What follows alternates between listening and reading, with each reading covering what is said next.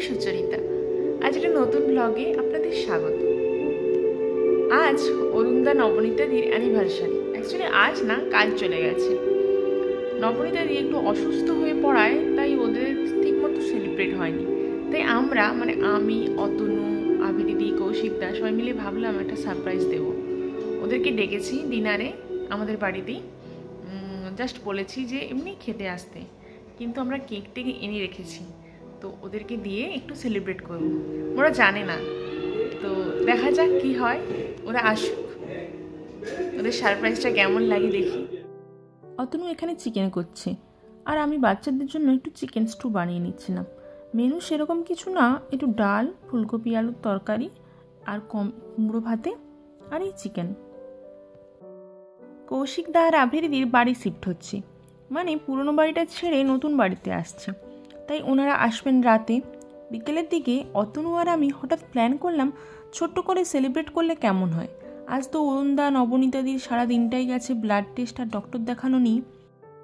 আসলে এখানে যে সেরকম ফ্যামিলি ফাংশন বা পুজো পার্বণ হয় সেরকম তো নয়, তাই এই ছোট্ট মুহূর্তগুলো যদি একটু সবাই মিলে সেলিব্রেট করতে পারি, তবে স্মৃতির পাতায় তোলা থাকবে হয়তো চিরদিন। কাজ করতে করতে যাতে বোর না হয়ে যায়, তাই সবসময় সানডে সাসপেন্স বা মিডনাইট হরর স্টেশন কিছু একটা চালিয়ে দিই আমি। এই যে ঘরটা মোটামুটি গুছিয়ে নিয়েছি, ওরা একটু পরে চলে আসবে।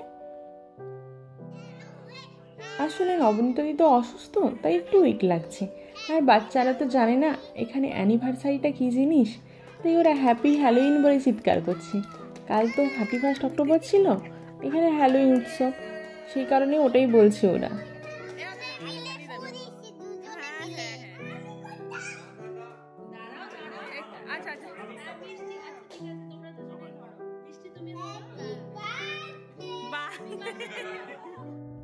আজ রবিবার, রাত 10টা মতো বাজে এখন।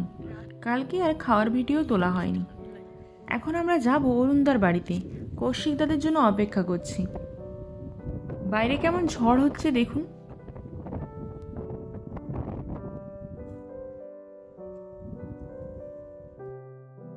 এই যে আমরা চলে এসেছি।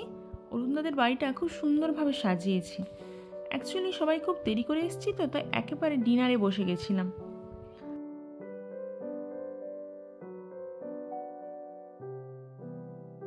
অ্যাকচুয়ালি এটা অ্যানিভার্সারি ট্রিট।